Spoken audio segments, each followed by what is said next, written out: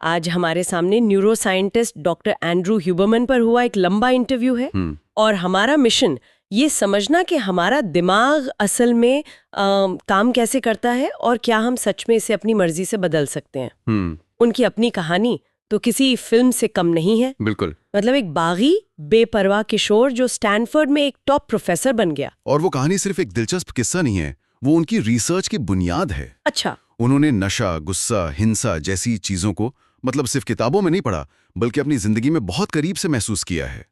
आज की हमारी पूरी बातचीत इसी पर होगी कि कैसे वो अनुभव उनके वैज्ञानिक नजरिए को आकार देते हैं और कैसे हम उनके बताए तरीकों से अपने दिमाग को बेहतर ढंग से समझकर उसे एक तरह से काबू में कर सकते हैं। तो चलिए इस कहानी को खोलते हैं। एक लड़का जो स्केटबोर्डिंग और पंक रॉक में डूबा हुआ था। हाँ। जिसे स्कूल से निकाल दिया गया है और जिसे एक तरह के सुधार घर में भी रखा गया। वो इंसान स्टैनफोर्ड में न्यूरो साइंस का प्रोफेसर कैसे बना? ये सुनने में ही मतलब नामुमकिन सा लगता है। ये विरोधाभासी इस कहानी का सबसे मजेदार हिस्सा है ना? उनका वो जो क्या कहते हैं जंगली बचपन था, वही उनके काम की प्रयोगशाला बना। प्रयोगशाला कैसे? स्रोत में वो बताते हैं कि माता पिता के तलाक के बाद घर का ढांचा मतलब पूरी तरह बिखर गया था। वो सचमुच बिना किसी देखरेख के बड़े हुए। अच्छा। ऐसे में उन्होंने स्केटबोर्डिंग करने वाले दूसरे लड़कों के बीच अपना एक नया परिवार बना लिया, जहाँ कोई नियम कानून नहीं थे। और उस माहौल में तो उन्होंने इंसानी व्यवहार के सबसे बिगड़े हुए रूप देखे होंगे, है ना? बिल्कुल। उन्होंने देखा कि कैसे कुछ दोस्त नशे में डूब गए, कुछ की जिंदगी हिंसा में उलझ गई और कुछ किसी तरह आगे बढ़ गए। वो बताते हैं कि उनके उस ग्रुप के लगभग 1/3 लोग या तो मर चुके हैं या जेल में हैं। बाप रे। ये सब अपनी आंखों से देखकर उनके अंदर इंसानी दिमाग की इन पहेलियों को सुलझाने की एक गहरी इच्छा पैदा हुई कि ऐसा क्यों होता है। हाँ, कि एक जैसे माहौल में पले बढ़े लोगों के रास्ते इतने अलग क्यों हो जाते हैं। उनकी जिंदगी में कुछ बड़े मोड़ आए जो उस रास्ते को बदलने के लिए जरूरी थे। इंटरव्यू में वो 4 जुलाई 1994 की रात हुई एक लड़ाई का जिक्र करते हैं। हाँ, वो लड़ाई एक बड़ा ट्रिगर थी। फिर एक थेरेपिस्ट का और एक प्रोफेसर का भी। तो ये सिर्फ बाहरी घटनाएं थी या अंदर भी कुछ बदल रहा था? ये बहुत अच्छा सवाल है। वो लड़ाई, उस पल उन्हें एहसास हुआ कि वो उन्हीं लोगों में से एक बन रहे हैं जिनका भविष्य या तो जेल है या मौत। एक तरह का वेकअप कॉल। बिल्कुल। वो डर कि उनकी अपनी कहानी भी ऐसे ही खत्म हो जाएगी, उनके लिए सबसे बड़ा मोटिवेटर बना। अनुशासन बाहर से नहीं आया, वो अंदर से आया। वो उस अंदरूनी डर से पैदा हुआ। मतलब उन्हें कोई संभालने वाला नहीं था तो उन्होंने खुद को ही संभालने का फैसला किया। हाँ, और इसी को वो खुद बनाया हुआ अनुशासन कहते हैं। अच्छा। जब कोई बाहरी ढांचा नहीं था तो उन्होंने अपने लिए खुद एक ढांचा बनाया। वो बताते हैं कि वो डर के मारे पढ़ते थे। डर के मारे? हाँ, वो कुर्सी पर बैठने के लिए टाइमर लगाते थे और समय पूरा होने तक उठते नहीं थे, चाहे कितनी भी बेचैनी या झुंझलाहट क्यों ना हो। वो बस उस असहजता के साथ बैठना सीख रहे थे। बिल्कुल। और यही अनुभव आगे चलकर तनाव और प्रदर्शन पर उनकी रिसर्च का एक अहम हिस्सा बना। तो ये जो उन्होंने अपने साथ किया, डर और फोकस का इस्तेमाल करके खुद को पूरी तरह से बदलना, ये असल में उसी प्रक्रिया का एक जीता जागता उदाहरण है जिसे वो आज लैब में स्टडी करते हैं। न्यूरोप्लास्टिसिटी, ये विचार कि हम अपने दिमाग को बदल सकते हैं। ठीक, यही बात है। न्यूरोप्लास्टिसिटी का मतलब है दिमाग की नई चीजें सीखने और बदलने की क्षमता। लेकिन यहाँ एक बहुत बड़ा फर्क है। क्या फर्क है? स्रोत बताते हैं कि लगभग 25 साल की उम्र तक हमारा दिमाग काफी लचीला होता है और पैसिव तरीके से बदलता है। पैसिव तरीके से मतलब हम बस चीजों के संपर्क में आते हैं और दिमाग खुद को ढाल लेता है। जैसे बच्चे कोई भाषा कितनी आसानी से सीख लेते हैं। हाँ, वो तो है। लेकिन 25 के बाद ये मुश्किल क्यों हो जाता है? क्योंकि वयस्कों में बदलाव अपने आप नहीं होता। इसके लिए 2 चीजें बहुत जरूरी हैं। और वो क्या है?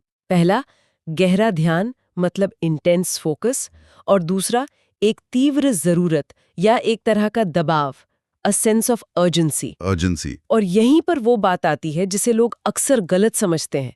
सीखने की प्रक्रिया की शुरुआत में तनाव, बेचैनी और झुंझलाहट महसूस होना एकदम सामान्य है। एक मिनट, तो जब हम कोई नया स्किल सीखने की कोशिश करते हैं, जैसे कोई म्यूजिक इंस्ट्रूमेंट, हाँ, और हमें जो फ्रस्ट्रेशन होती है कि ये मुझसे नहीं हो रहा, वो असफलता का नहीं बल्कि प्रक्रिया के शुरू होने का संकेत है। सच में, बिल्कुल। वो एहसास असल में आपके दिमाग का अलार्म बजने जैसा है। आपका एड्रेनालिन सिस्टम जाग जाता है और कहता है ध्यान दो, यहाँ कुछ जरूरी हो रहा है। मतलब वो बेचैनी अच्छी है। वो बेचैनी बदलाव के लिए बहुत जरूरी है। जब हम किसी चीज पर इतना गहरा ध्यान लगाते हैं तो एसिटिलकोलिन नाम का एक न्यूरोकेमिकल रिलीज होता है। एसिटिलकोलिन। ये क्या करता है? इसे ऐसे समझिए जैसे आप किसी किताब में एक जरूरी लाइन को हाइलाइटर से मार्क कर रही हैं। ठीक है। ये एसिटिलकोलिन दिमाग के उन खास न्यूरॉन्स को जो उस काम में लगे थे मार्क कर देता है। ओके। फिर जब आप रात में गहरी नींद में होती हैं तो दिमाग उन हाईलाइट की हुई जगहों पर जाकर उन कनेक्शन को और मजबूत बनाता है। वाह, मतलब असली बदलाव नींद में होता है। हाँ, न्यूरोप्लास्टिसिटी फोकस के दौरान ट्रिगर होती है, लेकिन असल बदलाव नींद में होता है। ये तो कमाल की बात है। लेकिन उस शुरुआती तनाव और झुंझलाहट से पार कैसे पाया जाए? वो तो हमें अक्सर काम छोड़ने पर मजबूर कर देती है। और यही पर हमारे दिमाग का हीरो डोपामाइन आता है। डोपामाइन। हम अक्सर सोचते हैं कि डोपामाइन सिर्फ मंजिल पर पहुंचने का इनाम है, जैसे कोई कप जीतना, पर ऐसा नहीं है। तो फिर डोपामाइन तब भी रिलीज होता है जब हमें लगता है कि हम सही रास्ते पर हैं, जब हम छोटे छोटे पड़ाव पार करते हैं। ये डोपामाइन वाली बात सुनकर मुझे समझ आया कि जब मैं कोई मुश्किल काम छोटे छोटे हिस्सों में बांट देती हूँ और हर हिस्से को पूरा करने पर एक टिक लगाती हूँ तो मुझे इतनी संतुष्टि क्यों मिलती है। हाँ, वो छोटा सा टिक ही मेरे दिमाग के लिए डोपामाइन का एक शॉट है। आपने बिल्कुल सही समझा। वो डोपामाइन उस शुरुआती तनाव और बेचैनी से लड़ने की ताकत देता है। अच्छा। ये कहता है, हाँ ये मुश्किल है, पर ये मेहनत बेकार नहीं जाएगी, लगे रहो। तो ये सिर्फ एक इनाम नहीं बल्कि सफर में मिलने वाला पेट्रोल है। एकदम सही। इसी को ग्रोथ माइंडसेट कहते हैं। सिर्फ नतीजे के लिए नहीं, बल्कि कोशिश करने की प्रक्रिया के लिए खुद को पुरस्कृत करना। इसका मतलब है कि हमें बाहरी इनामों पर कम निर्भर होना चाहिए, जैसे कोई हमारी तारीफ करे या हमें पैसे मिले। हाँ, क्योंकि जब हम बाहरी इनामों पर बहुत ज्यादा निर्भर हो जाते हैं तो हम इस आंतरिक इनाम प्रणाली को कमजोर कर देते हैं। अच्छा। ह्यूबरमैन एक क्लासिक स्टडी का उदाहरण देते हैं, जहां जिन बच्चों को ड्राइंग के लिए गोल्ड स्टार दिए गए, उन्होंने इनाम हटने के बाद ड्राइंग में दिलचस्पी लेना बंद कर दिया। ओह। जबकि जिन बच्चों को कोई इनाम नहीं मिला, वो अपनी खुशी के लिए ड्राइंग करते रहे। उन्होंने कोशिश करने के आनंद को खोज लिया था। तो अब सबसे जरूरी सवाल पर आते हैं, कोई इन सब बातों को अपनी रोज की जिंदगी में कैसे इस्तेमाल कर सकता है? इंटरव्यू में ह्यूबरमैन ने कुछ बहुत ही प्रैक्टिकल दिमागी औजारों के बारे में बताया, जैसे तुरंत शांत होने के लिए सांस लेने की एक खास तकनीक। हाँ, जिसे वो फिजियोलॉजिकल साय कहते हैं। फिजियोलॉजिकल साय। सांस अंदर लेनी है 2 बार। हाँ, 2 बार तेजी से और फिर मुंह से धीरे धीरे पूरी सांस बाहर छोड़नी है। ओके। ये हमारे फेफड़ों की छोटी छोटी थैलियों को जो तनाव में चिपक जाती हैं फिर से फुला देता है। इससे हम शरीर से अधिकतम कार्बन डाइऑक्साइड बाहर निकाल पाते हैं। और इससे क्या होता है? ये नर्वस सिस्टम को शांत करने का सबसे तेज रियल टाइम तरीका है। मैंने ये फिजियोलॉजिकल साय वाली तकनीक कल एक तनाव भरी मीटिंग से पहले इस्तेमाल की और मैं हैरान थी कि ये कितनी जल्दी काम करती है। ये सच में शरीर का एक इमरजेंसी ब्रेक जैसा है। तो क्या इसका उल्टा भी काम करता है, अगर ऊर्जा या प्रेरणा की कमी हो तो? बिल्कुल। जब प्रेरणा की कमी हो या नींद आ रही हो तो विम हॉफ की तरह तेजी से 25-30 बार सांस लेने छोड़ने की तकनीक। अच्छा, वो साइक्लिक हाइपरवेंटिलेशन। हाँ, वो एड्रेनलिन पैदा करती है और आपको तुरंत ऊर्जा देती है। ये अपने शरीर के केमिकल सिस्टम को जानबूझकर नियंत्रित करने जैसा है। मतलब आप या तो खुद को शांत कर सकते हैं या खुद को ऊर्जा दे सकते हैं, बस अपनी सांस बदलकर। और फोकस के बारे में क्या? उन्होंने कहा कि हमारी नजरें दिमाग के लिए एक कंट्रोल पैनल की तरह है। ये बात मुझे बहुत दिलचस्प लगी कि मानसिक ध्यान हमारी नजरों के ध्यान का अनुसरण करता है। हाँ, mental focus follows visual focus. ये एक बहुत शक्तिशाली विचार है। जब हम सतर्क होते हैं या तनाव में होते हैं तो हमारी नजरें एक कैमरे के पोर्ट्रेट मोड की तरह किसी एक चीज पर टिक जाती हैं। और बाकी सब धुंधला हो जाता है। सही। इससे हमारा दिमाग अलर्ट मोड में चला जाता है। लेकिन हम जानबूझकर इसका उल्टा भी कर सकते हैं। कैसे? पैनोरामिक विजन का इस्तेमाल करके। पैनोरामिक विजन यानी अपनी नजरों को फैलाकर बिना किसी एक चीज पर ध्यान दिए पूरे कमरे को एक साथ देखने की कोशिश करना, जैसे आप किसी पहाड़ की चोटी से दूर तक का नजारा देख रही हो। अच्छा। ये दिमाग को संकेत देता है कि सब कुछ सुरक्षित है और वो आराम कर सकता है। इससे मानसिक ऊर्जा बचती है। मतलब काम के बीच में अपना फोन देखने के बजाय, जो कि फोकस्ड विजन है और दिमाग को और थकाता है, हाँ। अगर मैं खिड़की से बाहर दूर तक देखूं तो दिमाग को ज्यादा आराम मिलेगा। ये एक तरह का माइक्रो रिकवरी ब्रेक हुआ। बिल्कुल। ये अपने दिमागी सिस्टम के अलर्ट मोड को जानबूझकर बंद करने जैसा है। और ह्यूबरमैन इसे इस बात से भी जोड़ते हैं कि टहलना या दौड़ना हमें शांत क्यों करता है। वजह सिर्फ एक्सरसाइज नहीं है। तो फिर क्या है? जब हम आगे बढ़ते हैं तो चीजें हमारी आंखों के सामने से गुजरती हैं, जिसे ऑप्टिक फ्लो कहते हैं। Optic flow. ये मूवमेंट दिमाग के खतरे वाले सर्किट, खासकर एमिगडाला को, जो हमारे दिमाग का खतरा पहचानने वाला अलार्म सिस्टम है, स्वाभाविक रूप से शांत कर देता है।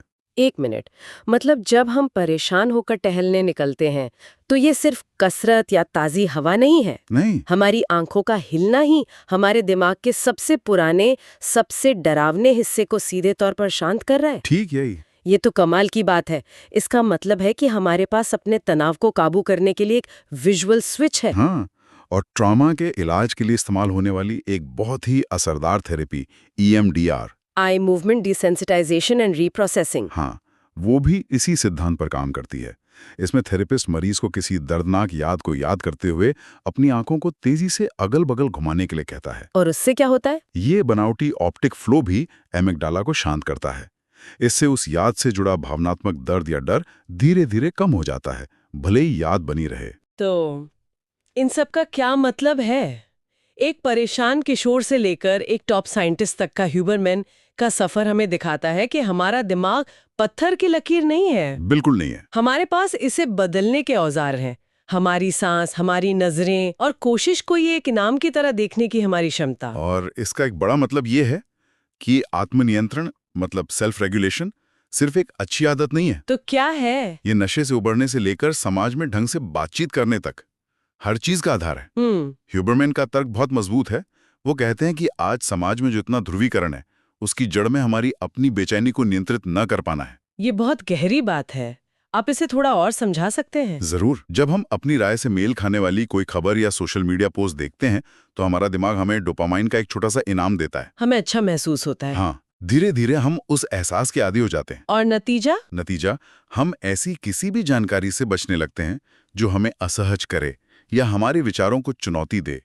हम अपने ही विचारों के इको चेम्बर में कैद हो जाते हैं। और फिर हम दूसरों की बात सुनने की क्षमता खो देते हैं, क्योंकि उससे हमें वो डोपामाइन किक नहीं मिलती। बिल्कुल। बल्कि हमें बेचैनी होती है और हम उस बेचैनी से बचना चाहते हैं। ठीक यही होता है। हम अपने विचारों के नशे में धुत हो जाते हैं और जब तक हम अपनी आंतरिक स्थिति को, अपनी बेचैनी को नियंत्रित करना नहीं सीखते, तब तक हम दूसरों की बातों को खुले दिमाग से सुन ही नहीं सकते। खुद को शांत करने की क्षमता ही किसी भी सार्थक संवाद की पहली सीढ़ी है।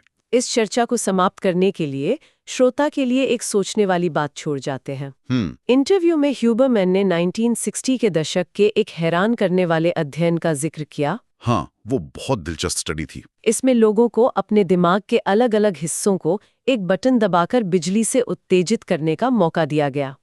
उन्हें जब खुशी, नशे या यौन उत्तेजना जैसे सुखद एहसासों के बीच चुनने का मौका मिला, तो जानते हैं उन्होंने बार-बार कौन सा एहसास चुना? उन्होंने चुना हल्का गुस्सा और झुंझुलाहट। झुंझुलाहट क्यों? आगे बढ़ने की, किसी चीज को जीतने की भावना।